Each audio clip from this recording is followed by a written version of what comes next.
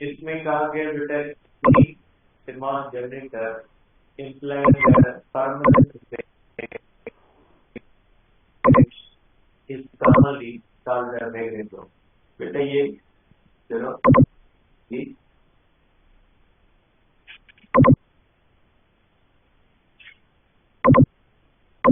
में लगन करना पड़ता है।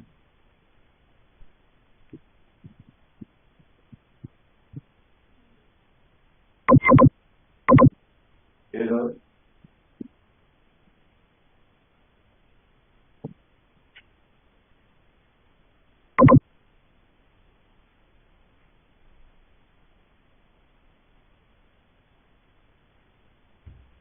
तो बेटा ये एक छोटा सा जनरेटर है जिसमें परमानेंट मैग्नेट इस्तेमाल किया जाता है और वो इग्निशन सिस्टम के लिए इस्तेमाल होता है।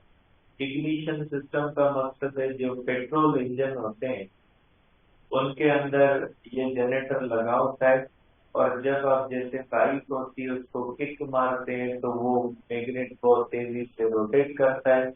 उसके अंदर कॉइल जो होती है वो उसके साइड में लगी होती है, उसमें प्लग चेंज होता है, करंट पैदा होता है, प्लग के अंदर जाता है, प्लग के अंदर स्पार्क पैदा होता है, वहां पे पेट्रोल वहां से आता है टैंकी से और पेट्रोल को आग लगती है और वो जो इंजन होता है वो स्टार्ट होता है।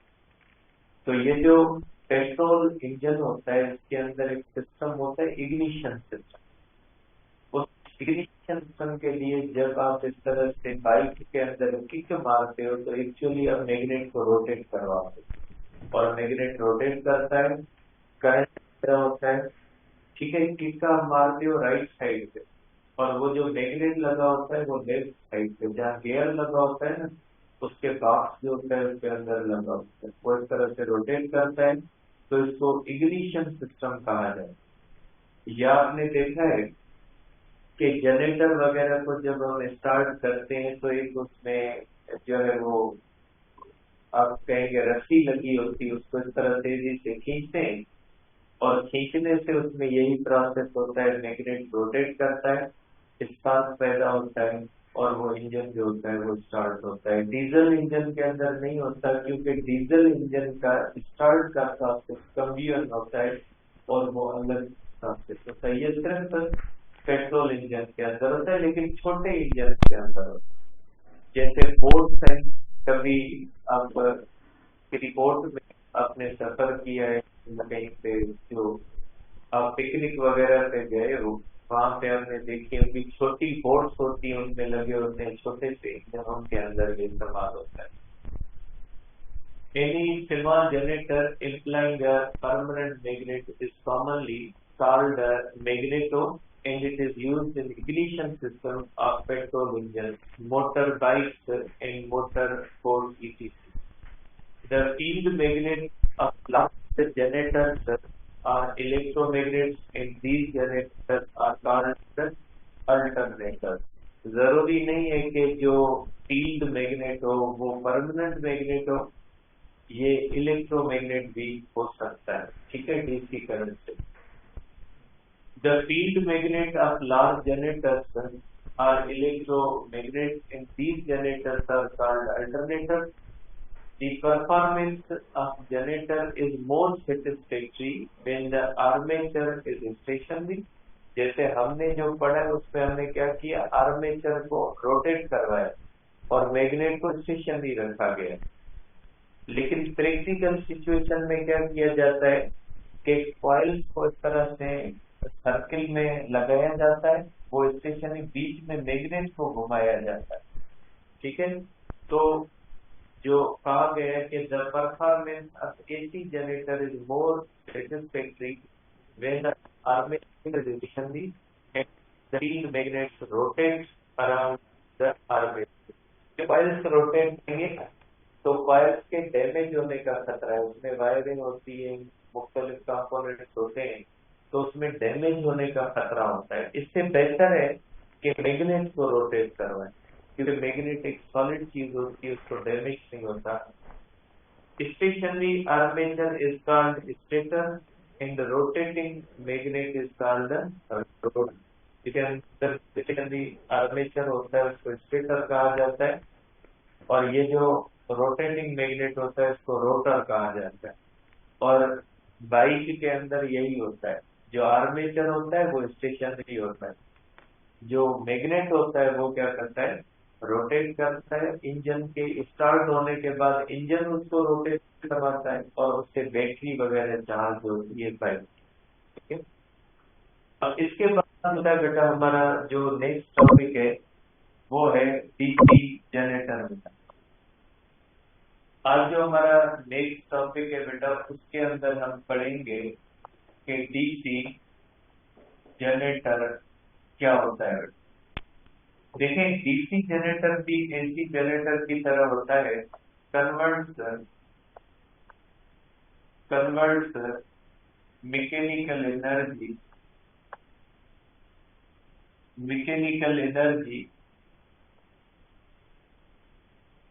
into electrical energy in form of DC बेटा। मैकेनिकल एनर्जी को इलेक्ट्रिकल एनर्जी में कन्वर्ट करता है, और किस फॉर्म में करता है, डीसी के फॉर्म में करता है। अब इसके बेसिक कंपोनेंट्स कौन से होते हैं, इसके बेसिक कंपोनेंट्स कौन से हैं? अब इसके जो बेसिक कंपोनेंट्स होते हैं वो एक होता है बेटा फील्ड मैग्नेट,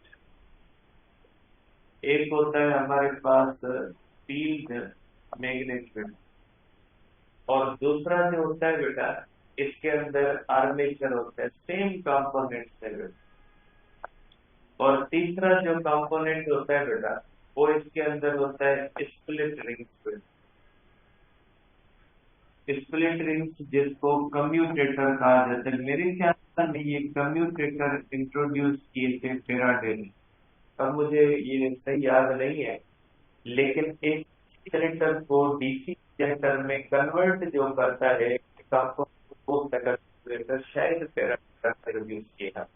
और चौथा जो कंपोनेंट है बेटा वो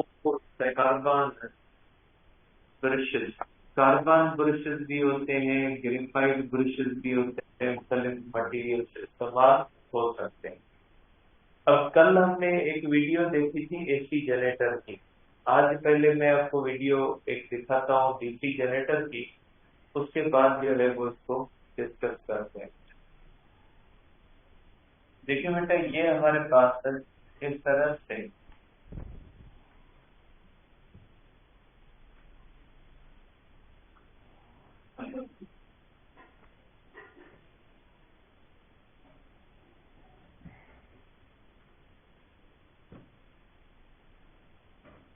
देखिए बेटा इसके अंदर आप देख सकते हैं कि जिस तरह से ये आप देख सकते हैं बेटा कि ये वही फील्ड मैग्नेट होता है, ये वही आर्मेचर होता है बेटा। कल हमने देखा था यहाँ पे रिंग्स लगी थी बेटा, और आज देखें एक हाफ हाफ रिंग लगी हुई। एक रिंग के दो हिस्से किए हुए हैं, एक हिस्सा एक साइड के साथ अटैच है और दूसरा हिस्सा दूसरी साइड के साथ अटैच है। ये कार्बन ब्रशेस है, और ये जो है वो हमारे पास एक एक्सटर्नल जो है वो आप कह सकते हैं यहाँ पे रेजिस्टर। वैसे ये मोटर का है, वैसे ये मोटर का है, लेकिन ये जो होता है यहाँ पे क्या लगा होता है, एक्सटर्नल रेजिस्टर होता है। ठीक है, जैसे हमने कल देखा था ना एक्सटर्नल रेजिस्टर होता है, तो इस तरह से जो है वो आप देख सकते हैं कि ये जब रोटेट करता है तो ये आप देखें यहाँ पे कम्यूटेटर्स जो होते हैं ये अपना कनेक्शन चेंज करते हैं। ठीक है, यहाँ पे कंटिन्यूअसली कनेक्शन एक के साथ नहीं रहता, कनेक्शन क्या हो रहा है, चेंज हो रहा है। कल कनेक्शन चेंज नहीं हो रहा। ठीक है, कल जो हमने देखा था उसमें ये कनेक्शन चेंज नहीं हो रहा था, आप इसको इस तरह से देखें। ठीक है, आप इसको कल वाले को भी देखें कि कल जो था वो इस तरह से यहाँ पे देखें कनेक्शन चेंज नहीं हो रहा। आज वाले वीडियो के अंदर आप देखें कि यहाँ पे चेंज हो, ठीक है। यहाँ पे आप देख सकते हैं कि यहाँ पे कनेक्शन चेंज हुआ, ठीक है, इसको माइंड में रखिएगा।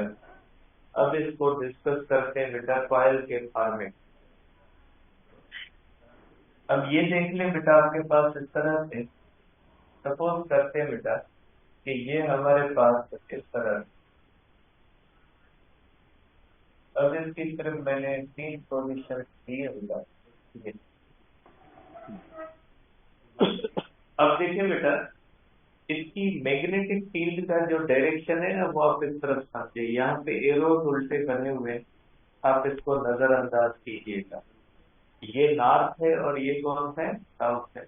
बेसिकली जो फिगर थी उसमें ये नॉर्थ था, ये कौन सा था, साउथ था। मैंने इसको चेंज किया है क्योंकि कल भी हमने यहाँ पे नॉर्थ लिया था और यहाँ पे साउथ लिया था, इसलिए मैंने इसको नॉर्थ कर दिया और इसको क्या कर दिया, साउथ कर दिया, ताकि कल वाले सेम पैटर्न के अंदर हमें समझना थोड़ा आसान हो। अब देखिए बेटा, अब ये आप कह लें कि ये जो मैग्नेटिक फील्ड का डायरेक्शन है बेटा, ये मैग्नेटिक फील्ड का डायरेक्शन है। मैग्नेटिक फील्ड का डायरेक्शन किस तरफ है बेटा, from north to the south. अब ये यहाँ पे जो प्लेन ऑफ द कॉइल है, ये प्लेन ऑफ द कॉइल आप देख लें कि ये प्लेन ऑफ द कॉइल जो होता है वो मैग्नेटिक फील्ड से क्या होता है बेटा, पैरेलल। ये कॉइल है, आर्मेचर है और ये इसका एक्सल है, ठीक है। ये यहाँ पे ये कम्यूटेटर्स हैं और ये कार्बन ब्रशेस हैं, और ये यहाँ पे आप कह लें कि ये एक एक्सटर्नल रेजिस्टर है। मैं सबके साथ एक एक्सटर्नल रेजिस्टर लगा दूं बेटा, ये आप कह लें कि ये एक्सटर्नल रेजिस्टर है, ये कनेक्टेड है लोड रेजिस्टर के साथ। अब आप देखिए बेटा, इस पोजीशन पे एरिया वेक्टर और मैग्नेटिक फील्ड के दरमियान जो एंगल है, ये कौन सी है बेटा, एरिया वेक्टर और मैग्नेटिक फील्ड के दरमियान एंगल 90 डिग्री है। तो इस पोजीशन पे इसमें फ्लक्स क्या हो जाएगा बेटा, 0। लेकिन ये कंडक्टर क्या कर रहा है बेटा, डाउनवर्ड मूव कर रहा है। ये कंडक्टर किस तरफ मूव कर रहा है बेटा, अपवर्ड। ये इसकी वेलोसिटी का डायरेक्शन है और ये इसकी वेलोसिटी का डायरेक्शन है। ये कंडक्टर जो एबी है परपेंडिकुलर डाउनवर्ड है, और ये जो डीसी है ये परपेंडिकुलर बेटा अपवर्ड। ये मैग्नेटिक फील्ड को नीचे कट करता है, ये ऊपर करता है। तो इसके अंदर जो ईएमएफ इंड्यूस होती है, ये किसके बराबर हो जाएगी, N omega A into T. Maximum इसके अंदर बनती है, मैक्सिमम ईएमएफ बनती है। फार्मूला वही लगेगा बेटा कि इसके अंदर भी जो ईएमएफ बनेगी वो डिपेंड करेगी नंबर ऑफ टर्न्स पे, एंगुलर वेलोसिटी पे, एरिया पे, और डिपेंड करेगी strength of the magnetic field. अब आप देखें बेटा, इसके अंदर जो इस कंडक्टर में करंट का डायरेक्शन ये होता है, ये करंट यहाँ से फ्लो करता हुआ इस तरफ आएगा। इस कंडक्टर में ईएमएफ का डायरेक्शन क्या होता है बेटा, डाउनवर्ड, क्योंकि हमने किया था ना राइट हैंड रूल। अगर ये बाहर की तरफ मूव कर रही है इसमें ईएमएफ अपवर्ड, और ये अंदर की तरफ कर रही है तो इसमें ईएमएफ क्या होती है, इनवर्ड। अब ये यहाँ से होती हुई इस तरह से करंट होता है, इस तरह से फ्लो करता है, यहाँ से होता हुआ ये करंट इस तरह से फ्लो करता है। मीन्स इस रेजिस्टर में करंट का डायरेक्शन किस तरह से, from right to the left. ये यहाँ पे ये डायरेक्शन होता है। अब देखिए, ये कॉइल रोटेट करके, अब कॉइल कहाँ पे आ गई है, परपेंडिकुलर, क्योंकि ये कॉइल क्या कर रही है, इस तरह से ये कॉइल रोटेट कर रही है। रोटेट करने के बाद कॉइल यहाँ पे आ गई बेटा। अब ये एरिया वेक्टर, अब एरिया वेक्टर और मैग्नेटिक फील्ड जो होते हैं वो एक दूसरे से, आप कह सकते हैं कि ये जो मैग्नेटिक फील्ड होती है, मैग्नेटिक फील्ड और एरिया वेक्टर एक दूसरे के साथ क्या होते हैं बेटा, पैरेलल होते हैं। तो यहाँ पे आप देख सकते हैं कि कॉइल का प्लेन परपेंडिकुलर है, देयरफॉर फ्लक्स जो होगा वो कितना हो जाएगा बेटा, BAN होगा, ठीक है। लेकिन जो ईएमएफ होगी वो जीरो होगी, क्योंकि ये कंडक्टर एंटी पैरेलल है और ये कंडक्टर मैग्नेटिक फील्ड से क्या मूव कर रहा है बेटा, पैरेलल मूव कर रहा है। देयरफॉर यहाँ पे ईएमएफ जीरो होगी और इसमें करंट क्या हो जाएगा, जीरो। कोई भी करंट इस रेजिस्टर के अंदर नहीं आएगा। उसके बाद कॉइल रोटेट करके इस तरह से आ जाएगी। ठीक है, अब यहाँ पे देखें ये जो इस कलर वाला कंडक्टर है बेटा, इस कलर वाले कंडक्टर का जो ताल्लुक है बेटा वो किस रिंग के साथ है, इस कलर वाले रिंग के साथ। ठीक है, अब ये जब कॉइल रोटेट करेगी तो जब ये कंडक्टर बेटा यहाँ पे इस तरह से आ गया, तो बेटा ये जो होता है इसका कम्यूटेटर का कनेक्शन तब्दील हो। आप देख सकते हैं बेटा इस जगह पे इस कलर की जो कम्यूटेटर है उसका कनेक्शन जो है, उसका कनेक्शन है फर्स्ट कार्बन के साथ, कनेक्शन है सेकंड के साथ। यहाँ पे देख लें कार्बन ब्रश 1 के साथ और यहाँ पे कार्बन ब्रश 2 के साथ। देखें इस कलर का कम्यूटेटर फर्स्ट पोजीशन पे कार्बन ब्रश 1 को टच कर रहा है और थर्ड पोजीशन पे किसको टच कर रहा है, थर्ड पोजीशन पे वो कार्बन ब्रश 2 को टच कर रहा है। तो इसका मतलब है कि ये कम्यूटेटर्स जो है वो अपना कांटेक्ट तब्दील करते हैं।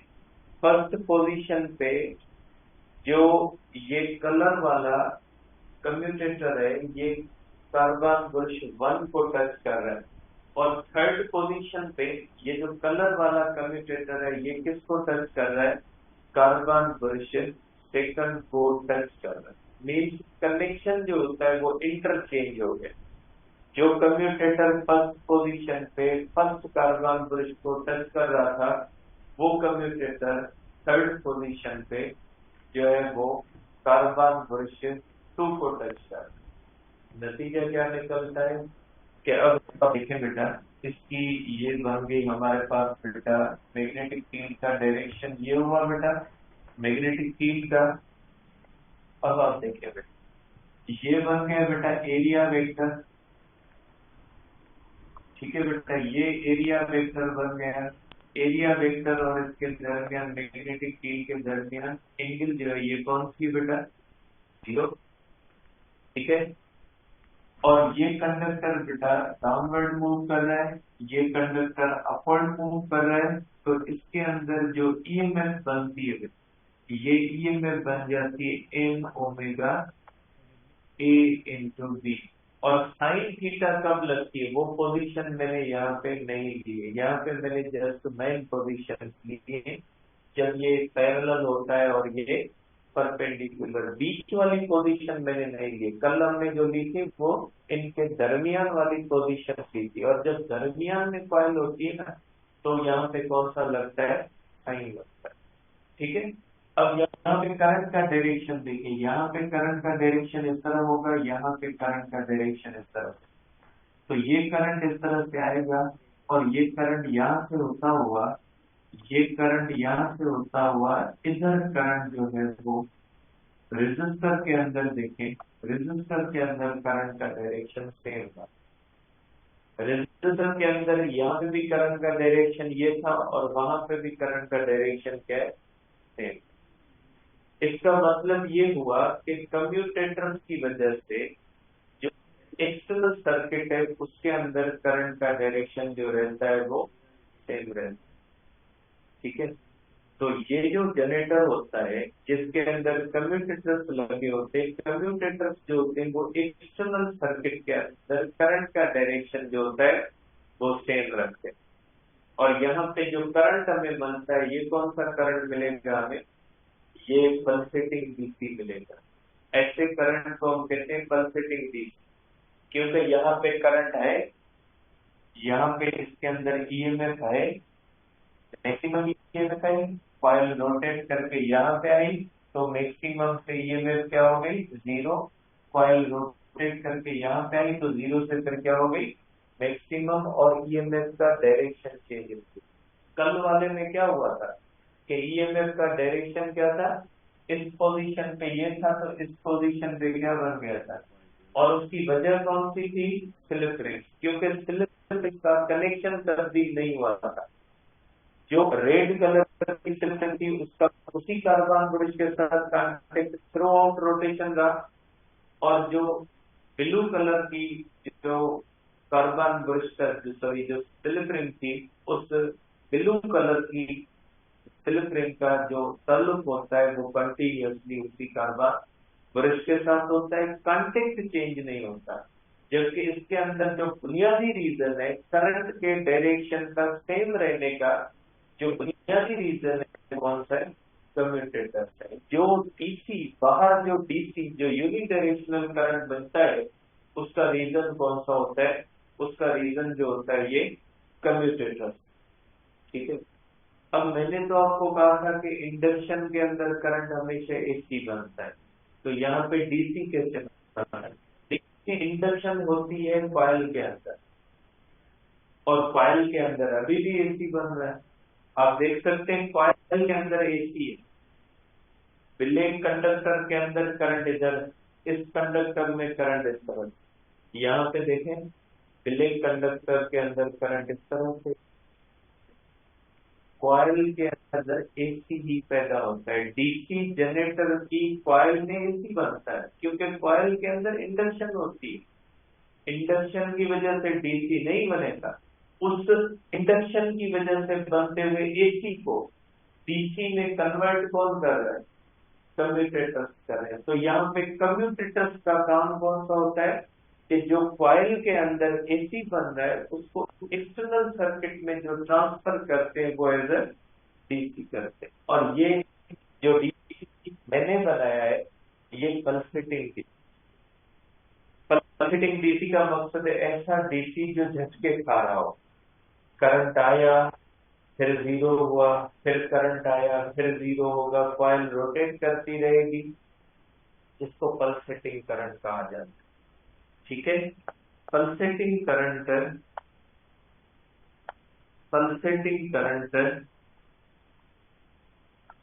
is converted into pulsating current is converted into steady DC. Pulsating current is converted into steady DC. ठीक है। by increasing number of coils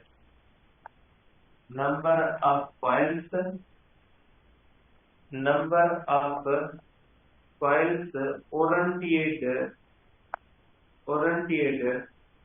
at different angles।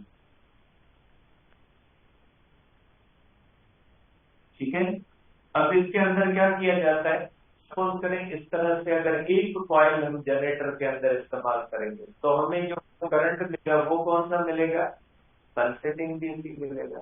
लेकिन हमें स्मूथ डीसी चाहिए, हमें स्टेडी डीसी चाहिए, तो उसके लिए हम क्या करते हैं, कॉइल्स की तादाद बढ़ाते हैं। अगर एक कॉइल हॉरिजॉन्टल है तो दूसरी वर्टिकल, डिफरेंट एंगल्स पे कॉइल्स लगाते हैं।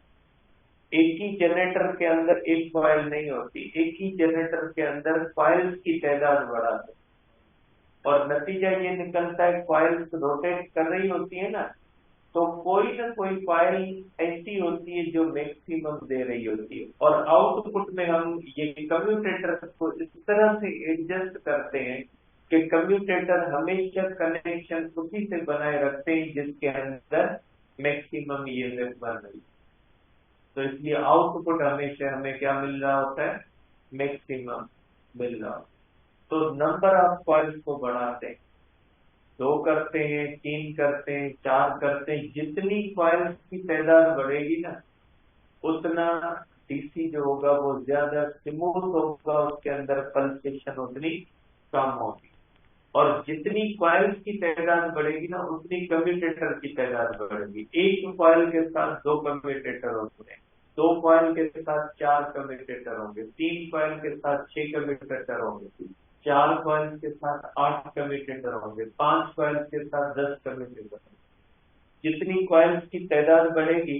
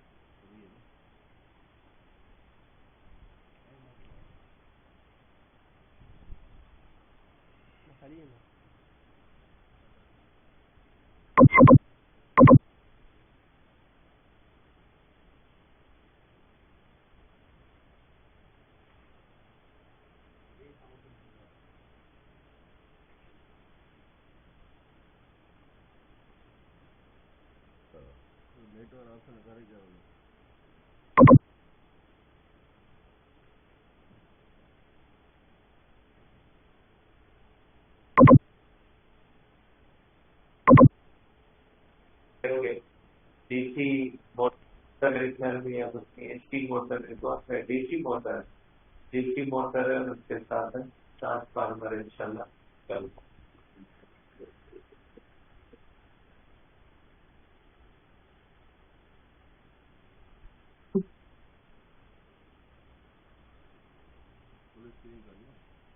पूरा